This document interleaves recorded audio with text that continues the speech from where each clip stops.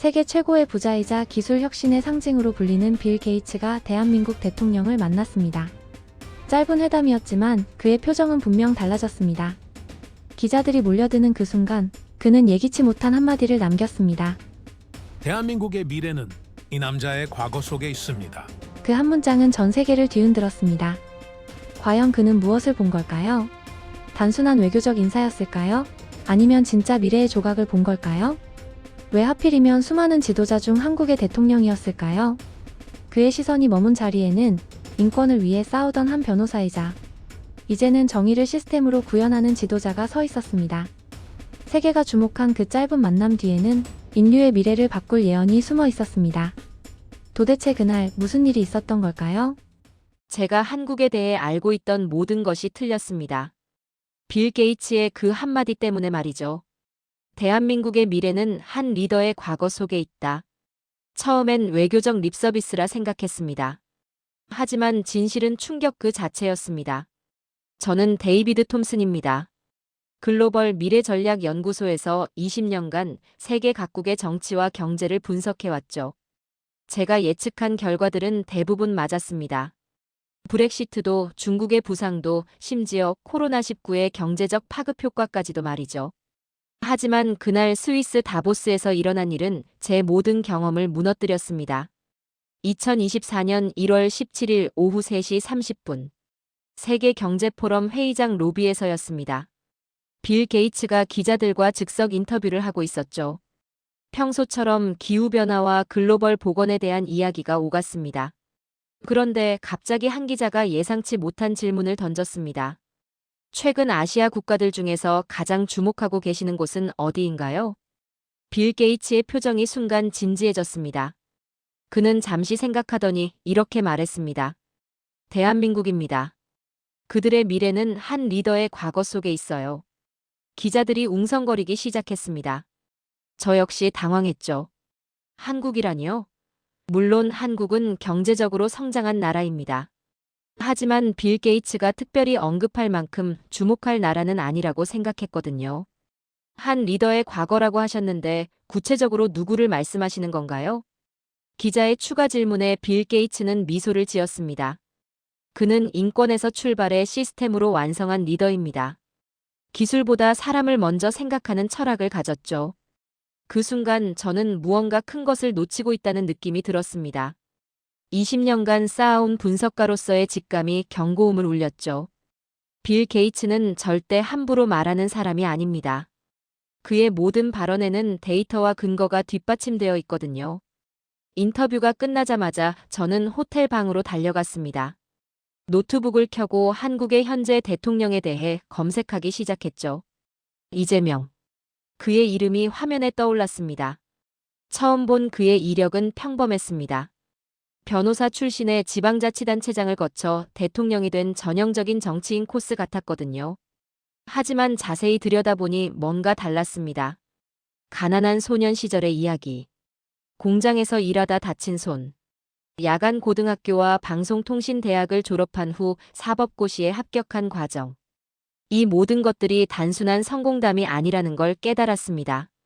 그는 인권 변호사로 활동하면서 사회의 밑바닥에 있는 사람들을 변호했습니다.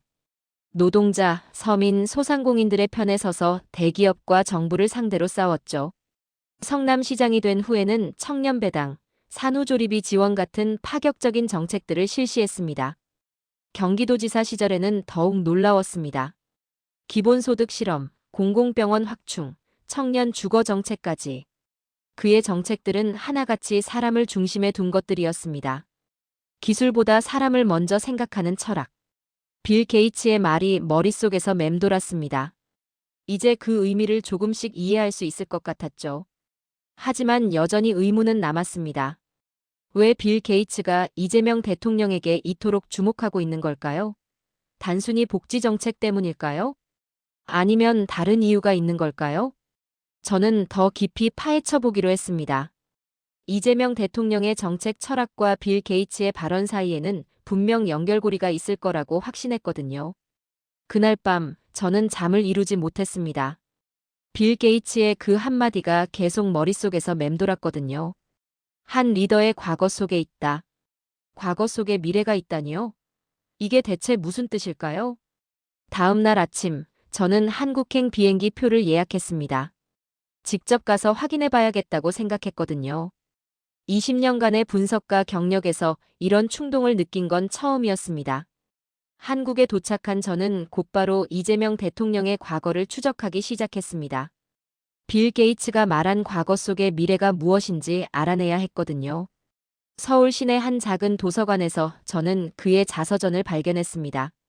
표지를 넘기는 순간 제가 알고 있던 일반적인 정치인의 이야기와는 완전히 달랐습니다. 1964년 경기도 안동에서 태어난 그는 어린 시절부터 가난과 싸워야 했습니다. 아버지의 사업 실패로 가족은 경제적 어려움에 빠졌죠. 중학교 1학년 때 그는 학교를 그만두고 공장에서 일을 시작했습니다. 압축기 공장에서 일하던 13세 소년. 그의 왼손은 기계에 끼어 장애를 입었습니다. 하지만 그는 포기하지 않았죠. 야간 고등학교에 진학해 공부를 계속했습니다. 그는 처음부터 다른 사람이었구나. 자료를 읽으면서 저는 감탄할 수밖에 없었습니다. 대부분의 정치인들이 엘리트 코스를 밟는 것과 달리 그는 사회 밑바닥에서 시작했거든요. 방송통신대학 법학과를 졸업한 후 1986년 사법고시에 합격. 이 과정만 해도 충분히 놀라웠습니다. 야간 고등학교와 방송통신대학을 나온 사람이 사법고시에 합격한다는 건 거의 기적에 가까웠거든요. 하지만 더 놀라운 건 그 이후였습니다. 변호사가 된 그는 돈 되는 일보다는 인권 변호사의 길을 택했습니다.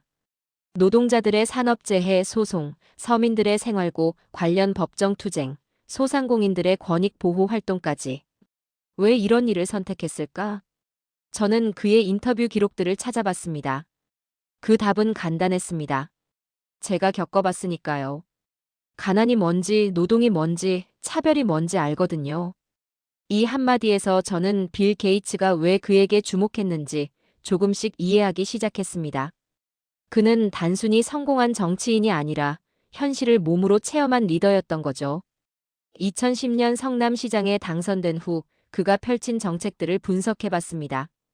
청년배당, 산후조리비 지원, 무료 교복 지급, 공공산후조리원 건설. 모든 정책에 공통점이 있었습니다. 사람을 우선으로 한다는 것이었죠.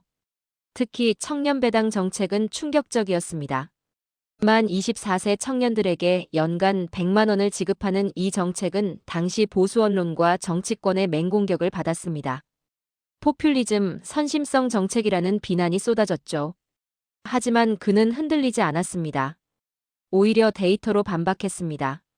청년들의 소비 증가, 지역경제 활성화, 출산율 상승까지 모든 지표가 긍정적으로 나타났거든요. 경기도지사로 재직하던 시절의 자료들은 더욱 흥미로웠습니다. 경기도 청년 기본소득, 농민 기본소득, 공공병원 확충 정책까지. 그의 모든 정책에는 일관된 철학이 있었습니다. 시장과 정부가 해결하지 못하는 문제를 공공이 나서서 해결한다. 이건 단순한 정치 구호가 아니었습니다. 그는 실제로 그 철학을 정책으로 구현해냈거든요. 저는 성남시와 경기도를 직접 방문해봤습니다. 현지 주민들과 공무원들을 인터뷰해보니 더욱 놀라운 사실들이 드러났습니다. 시장님이 새벽 5시에 나타나서 공사 현장을 점검하셨어요. 도지사님이 직접 병원에 와서 환자들과 대화하시더라고요. 정책 설명회에서 주민들 질문에 하나하나 다 답변해 주셨어요. 그는 단순히 정책을 만드는 사람이 아니라 현장에서 직접 확인하고 소통하는 리더였습니다. 이런 자료들을 정리하면서 저는 빌 게이츠의 발언을 다시 생각해 봤습니다. 그는 인권에서 출발해 시스템으로 완성한 리더다. 맞았습니다. 그의 출발점은 인권이었죠. 가난한 소년 시절의 경험, 산업재해로 다친 손, 야간 고등학교와 방송통신대학에서의 고생. 이 모든 것이 그를 인권 변호사로 만들었습니다. 그리고 그 인권 의식이 행정가가 된 후에는 시스템으로 발전했죠. 개인의 선의가 아니라 제도적 장치로 사람들을 도우는 시스템 말입니다. 기술보다 사람을 먼저 생각하는 철학. 이제 이 말의 의미도 명확해졌습니다. 그는 항상 기술이나 효율성보다는 그 기술을 사용할 사람들을 먼저 고려했거든요. 하지만 여전히 한 가지 궁금증이 남았습니다. 왜 빌 게이츠가 이런 한국의 정치인에게 관심을 가졌을까요? 분명 더 깊은 이유가 있을 거라고 생각했습니다. 그 답을 찾기 위해 저는 이재명 대통령이 추진하고 있는 현재의 정책들을 분석하기 시작했습니다. 특히 과학기술 분야와 바이오 산업 정책에 주목했죠. 이재명 대통령의 과학기술 정책을 분석하면서 저는 왜 빌 게이츠가 그에게 주목했는지 확실히 알 수 있었습니다. 그것은 단순한 기술 발전이 아니라 완전히 새로운 패러다임이었거든요. 한국의 바이오 산업 현황 보고서를 받아본 순간 저는 눈을 의심했습니다. 삼성 바이오로직스의 생산 능력은 전 세계 1위였죠. 셀트리온의 바이오시밀러 기술력은 유럽 제약 회사들을 추월했습니다. 하지만 더 놀라운 건 속도였습니다. 미국이나 유럽에서 10년 걸릴 신약 개발 과정을 한국은 3년 만에 완료하고 있었거든요. 이게 어떻게 가능한 일일까요? 저는 판교 바이오밸리를 직접 방문해 봤습니다. 그곳에서 만난 연구원들의 이야기는 충격적이었습니다. 정부가 규제를 확 줄여줬어요. 하지만 안전 기준은 오히려 더 강화했죠. 임상시험 승인이 6개월에서 3개월로 단축됐어요. 무엇보다 연구비 지원이 기존의 3배로 늘었어요. 이게 바로 이재명 정부의 차이점이었습니다. 규제 완화와 지원 확대를 동시에 추진한 거죠. 기업들의 발목을 잡는 불필요한 규제는 과감하게 없애면서도 국민 안전과 직결되는 부분은 오히려 강화했습니다. SK바이오사이언스의 코로나19 백신 개발 과정을 분석해보니 더욱 놀라웠습니다. 정부의 초기 투자와 신속한 승인 절차 덕분에 글로벌 제약회사들과 동등한 경쟁력을 갖추게 됐거든요. 우리는 이제 백신을 수입하는 나라가 아니라 수출하는 나라가 됐습니다. 한국백신연구소 연구원의 이 말이 저는 계속 머릿속에 맴돌았습니다. 인공지능 분야도 마찬가지였습니다. 네이버의 하이퍼클로바, 카카오브레인의 코지피티, 삼성의 가우스까지. 한국의 인공지능 기술이 미국의 거대 기술 기업들과 어깨를 나란히 하고 있었죠. 하지만 한국만의 특별함은 따로 있었습니다. 바로 공공성이었거든요. 우리 인공지능은 이윤 추구보다는 사회 문제 해결에 초점을 맞췄어요. 한국과학기술원 교수의 설명을 들으면서 저는 무릎을 쳤습니다. 이게 바로 빌 게이츠가 말한 사람을 먼저 생각하는 철학이었거든요. 실제로 한국의 인공지능은 의료진단, 교육격차 해소, 노인 돌봄 서비스 같은 분야에 우선 적용되고 있었습니다. 단순히 기술의 발전이 아니라 사회적 가치 창출에 집중한 거죠. 디지털 헬스케어 분야는 더욱 혁신적이었습니다. 원격 의료 시스템이 전국적으로 구축됐고 인공지능 기반 진단 시스템이 농어촌 지역까지 보급됐습니다. 이제 서울에 살지 않아도 최고 수준의 의료 서비스를 받을 수 있어요. 강원도 한 군데의 병원에서 만난 의사의 말이었습니다. 그는 서울 대형 병원의 전문의와 실시간으로 화상 상담을 하면서 환자를 진료하고 있었거든요. 제가 가장 놀란 건 이런 기술들이 모두 정부 주도로 개발됐다는 점이었습니다. 민간 기업의 이윤 추구에만 맡기지 않고 정부가 직접 나서서 공공의 이익을 위한 기술 개발을 추진한 거죠. 시장 실패를 정부가 보완한다. 이재명 대통령의 이 철학이 과학기술 분야에서도 그대로 적용되고 있었습니다. 한국의 과학기술 예산 배분 방식도 독특했습니다. 기초과학 연구비를 대폭 늘리면서도 실용화 가능성이 높은 분야에는 더 많은 지원을 했거든요. 그리고 그 모든 성과는 국민들이 직접 체감할 수 있는 서비스로 연결됐습니다. 저는 이런 자료들을 정리하면서 빌 게이츠의 또 다른 발언을 떠올렸습니다. 대한민국의 미래는 한 리더의 과거 속에 있다. 이제 그 의미를 완전히 이해할 수 있었습니다. 이재명 대통령의 과거, 즉 가난과 고통을 겪어본 경험이 현재의 정책 철학으로 이어진 거죠. 기술을 위한 기술이 아니라 사람을 위한 기술을 추구하는 것 말입니다. 빌 게이츠가 한국에 주목한 이유도 명확해졌습니다. 그 역시 기술을 통해 인류의 문제를 해결하려는 철학을 가지고 있거든요. 특히 보건의료 분야에서 그의 관심사와 한국의 정책 방향이 정확히 일치했습니다. 하지만 이런 한국의 발전을 모든 사람이 인정하는 건 아니었습니다. 특히 미국 내에서는 회의적인 시각이 많았죠. 저 역시 미국으로 돌아가서 이런 내용을 보고하면 어떤 반응이 나올지 걱정됐습니다. 과연 제 동료들이 한국의 이런 변화를 받아들일까요? 아니면 여전히 한국을 과소평가할까요? 미국으로 돌아온 저는 곧바로 연구소 내부 회의에서 한국 분석 결과를 발표했습니다. 하지만 동료들의 반응은 예상했던 대로 차갑더군요. 데이비드, 너무 과대평가하는 거 아닌가? 존 밀러 수석 연구원이 첫 번째로 반박했습니다. 그는 아시아 담당 전문가로 20년 넘게 일해온 베테랑이었죠. 한국이 아무리 성장했다고 해도 여전히 미국의 절반 수준이잖아. 빌 게이츠의 발언은 그냥 외교적 칭찬일 뿐이야. 회의실 분위기가 싸늘해졌습니다. 다른 동료들도 고개를 끄덕이며 존의 의견에 동조하고 있었거든요. 그들의 기술력이 우수하다고 해도 결국 미국과 중국의 하위 파트너 역할에 머물 거야. 사라 존스 부소장이 냉정하게 말했습니다. 그녀는 글로벌 경제 분석의 최고 권위자로 인정받는 인물이었죠. 저는 답답했습니다. 그들은 여전히 한국을 제조업 중심의 하청국가로만 보고 있었거든요. 잠깐만요. 제가 직접 본 데이터를 확인해 보시겠어요? 저는 노트북을 열어 한국의 바이오 산업 통계를 화면에 띄웠습니다. 삼성 바이오로직스의 생산 능력은 현재 전 세계 1위입니다. 화이자나 머크보다도 높아요. 그건 단순한 생산 능력이잖아. 핵심 기술은 여전히 우리가 가지고 있어. 존이 즉시 반박했습니다. 그럼 이건 어떻게 설명하시겠어요? 저는 셀트리온의 바이오시밀러 기술 데이터를 보여줬습니다. 이들의 기술력은 이미 로슈나 노바티스와 동등한 수준입니다. 심지어 일부 영역에서는 앞서고 있어요. 회의실이 잠시 조용해졌습니다. 하지만 사라가 다시 입을 열었죠. 기술력이 좋다고 해서 글로벌 리더가 되는 건 아니야. 시장 지배력과 자본력이 더 중요하지. 맞습니다. 하지만 한국은 다른 방식으로 접근하고 있어요. 저는 이재명 정부의 공공중심 기술 정책을 설명했습니다. 그들은 시장 점유율보다는 사회적 가치를 우선시합니다. 이게 빌 게이츠가 주목한 포인트예요. 사회적 가치라니. 그런 이상론으로는 글로벌 경쟁에서 살아남을 수 없어.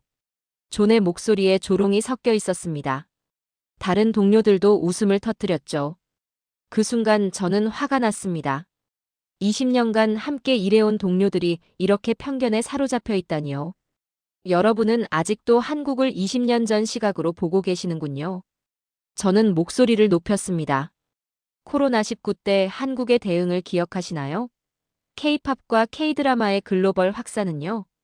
이제 K-바이오와 K-테크의 시대가 오고 있어요. 그건 문화 콘텐츠일 뿐이야. 진짜 하드파워와는 다르지. 사라가 여전히 고집을 부렸습니다. 저는 마지막 카드를 꺼냈습니다. 빌 게이츠의 두 번째 인터뷰 영상이었죠. 그럼 이것도 보시죠. 화면에 빌 게이츠가 나타났습니다. 시애틀의 한 컨퍼런스에서 진행된 인터뷰였죠. 한국의 리더십 모델은 21세기 새로운 패러다임을 제시하고 있습니다.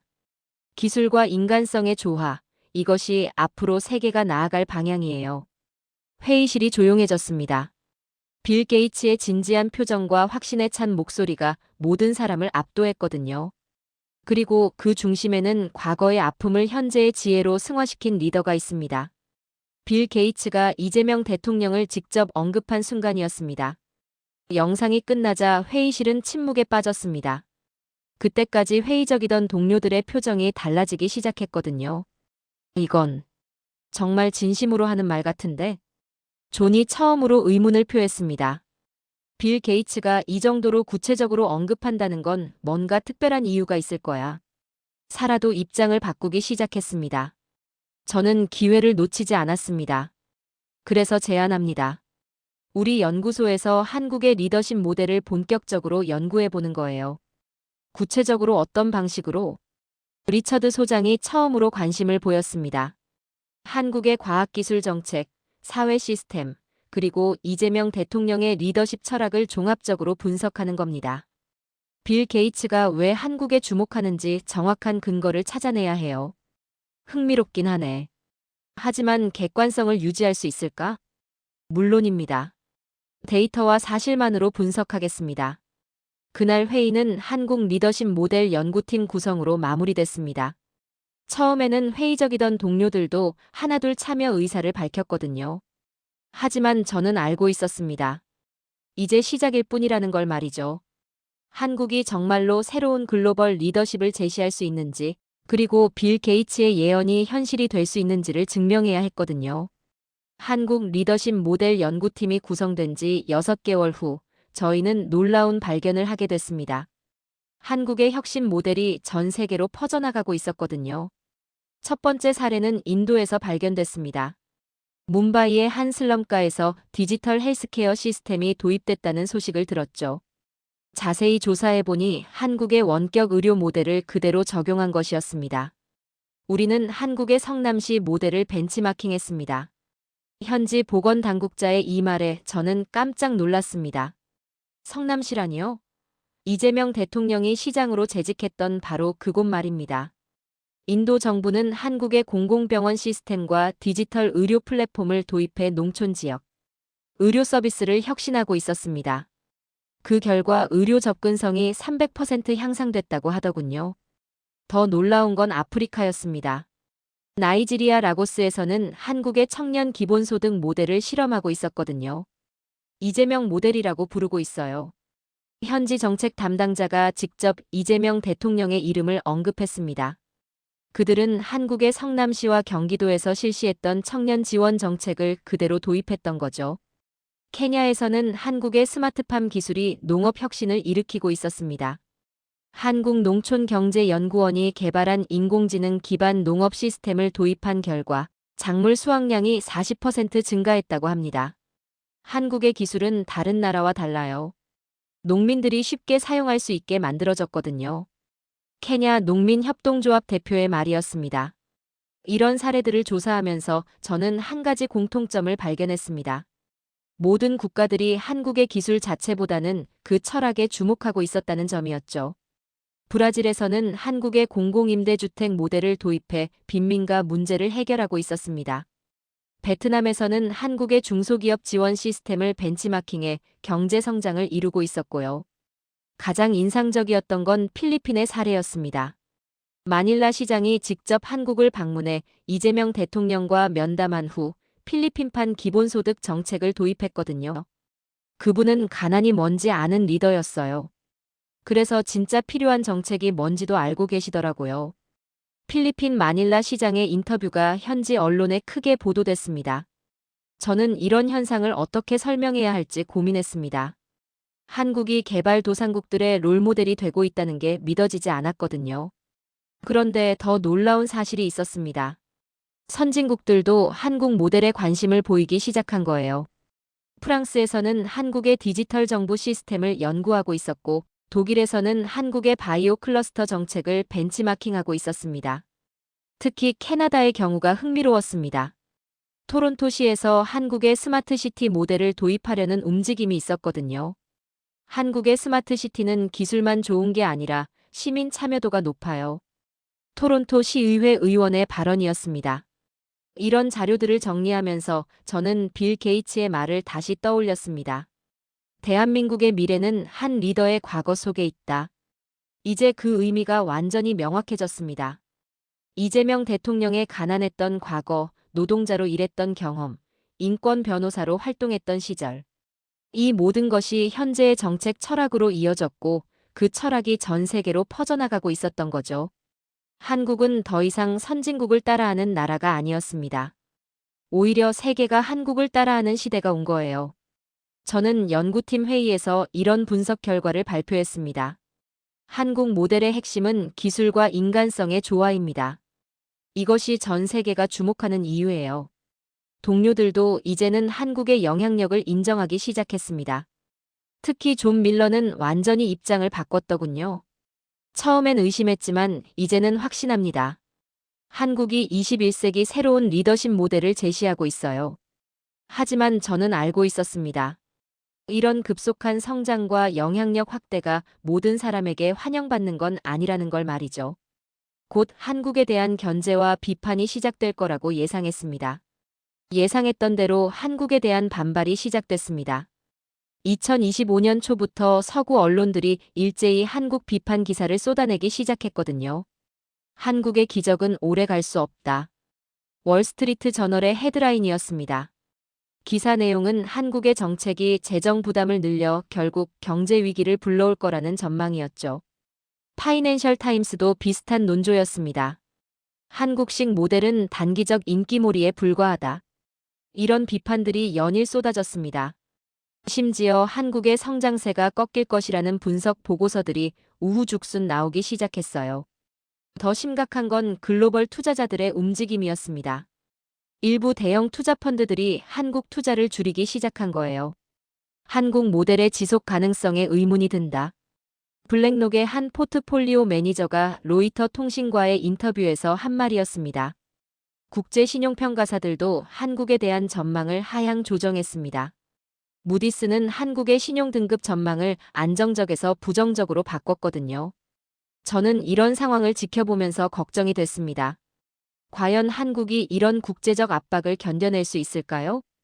그런데 이재명 정부의 대응은 예상 밖이었습니다. 흔들리기는커녕 오히려 더 과감한 정책을 추진하기 시작한 거예요. 공공혁신 2.0이라는 이름의 새로운 정책 패키지를 발표했습니다. 공공부문의 투자를 늘리면서도 민간의 혁신 역량을 최대한 활용하겠다는 전략이었죠. 구체적으로는 공공연구개발 예산을 30% 늘리고 동시에 민간 기업의 연구개발 세제 혜택을 확대하는 내용이었습니다. 시장과 정부의 장점을 모두 살리는 방식입니다. 이재명 대통령의 기자회견 발언이었습니다. 더 놀라운 건 이 정책의 효과가 금방 나타났다는 점이었어요. 한국의 바이오 기업들이 연달아 글로벌 시장에서 대형 계약을 따내기 시작했거든요. 삼성 바이오로직스는 유럽 제약회사와 5조 원 규모의 생산 계약을 체결했습니다. 셀트리온은 미국 식품의약국으로부터 새로운 바이오시밀러 승인을 받았고요. 인공지능 분야도 마찬가지였습니다. 네이버의 하이퍼클로바 X가 글로벌 인공지능 성능 평가에서 오픈 AI의 GPT-4를 앞질렀다는 소식이 나왔거든요. 국제 언론들이 당황하기 시작했습니다. 자신들의 예측과 정반대 결과가 나온 거니까요. 그때 빌 게이츠가 다시 나섰습니다. 시애틀에서 열린 글로벌 헬스 서밋에서 한국을 직접 언급한 거예요. 한국은 위기를 기회로 바꾸는 법을 알고 있습니다. 그들은 이미 준비되어 있었어요. 빌 게이츠의 이 발언이 전 세계 언론에 보도되면서 분위기가 완전히 바뀌었습니다. 한국의 회복력은 예상을 뛰어넘는다. 이번엔 월스트리트 저널이 한국을 찬양하는 기사를 냈어요. 불과 몇 달 전에 비판 기사를 쓴 것과는 정반대였죠. 저는 이런 급작스러운 변화를 지켜보면서 깨달았습니다. 한국의 진짜 힘은 기술이나 경제력이 아니라 회복력이었다는 걸 말이에요. 한국은 외부의 비판이나 압박에 굴복하지 않았습니다. 오히려 그런 어려움을 성장의 기회로 만들어버렸거든요. 이재명 대통령의 리더십도 빛을 발했습니다. 위기 상황에서도 흔들리지 않고 원칙을 지켰던 거죠. 우리는 올바른 길을 가고 있습니다. 단기적 비판에 흔들리지 않겠어요. 국정감사에서 한 이재명 대통령의 답변이었습니다. 실제로 한국의 정책 효과는 데이터로 증명됐습니다. 연구개발 투자 증가율, 바이오 수출 증가율, 인공지능 특허 출원 건수 모든 면에서 세계 최고 수준을 기록했거든요. 더 중요한 건 국민들의 삶의 질도 함께 향상됐다는 점이었어요. 의료 서비스 만족도, 교육 기회 확대, 주거 안정성 모든 지표가 개선됐습니다. 이런 결과를 보면서 저는 빌 게이츠의 해안에 다시 한번 감탄했습니다. 그는 처음부터 한국의 진짜 잠재력을 알아봤던 거예요. 하지만 이건 시작에 불과했습니다. 진짜 놀라운 일은 앞으로 일어날 예정이었거든요. 2029년 9월 뉴욕 유엔 본부에서 열린 지속 가능 발전 목표 정상회의. 저는 그날의 장면을 평생 잊지 못할 겁니다. 이재명 대통령이 연단에 올라 연설을 시작했습니다. 전 세계 193개국 정상들이 지켜보는 가운데였죠. 5년 전 어떤 분이 대한민국의 미래에 대해 예언하셨습니다. 이재명 대통령이 빌 게이츠를 언급하는 순간 회의장이 조용해졌습니다. 그분은 우리의 과거가 미래가 될 것이라고 하셨어요.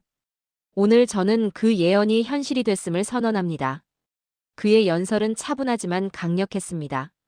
한국이 지난 5년간 이룬 성과들을 하나하나 제시했거든요. 한국은 이제 세계 3대 기술 강국입니다. 실제로 글로벌 기술 혁신 지수에서 한국은 미국, 중국에 이어 3위를 차지했습니다. 바이오, 인공지능, 반도체 분야에서 세계 최고 수준의 기술력을 인정받았거든요. 우리의 바이오 기술은 아프리카에서 말라리아를 퇴치하고 있습니다.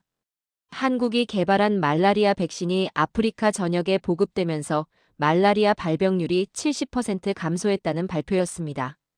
우리의 인공지능은 인도의 농민들이 더 많은 수확을 거두도록 돕고 있어요. 한국의 스마트팜 기술이 인도 농촌에 보급된 결과 작물 생산성이 50% 향상됐다는 보고였죠. 저는 회의장 한쪽에서 이 모든 광경을 지켜보며 감동했습니다. 5년 전 다보스에서 빌 게이츠의 예언을 들었을 때만 해도 이런 날이 올 거라고는 상상도 못했거든요. 연설이 끝나자 회의장에서 기립박수가 터져 나왔습니다.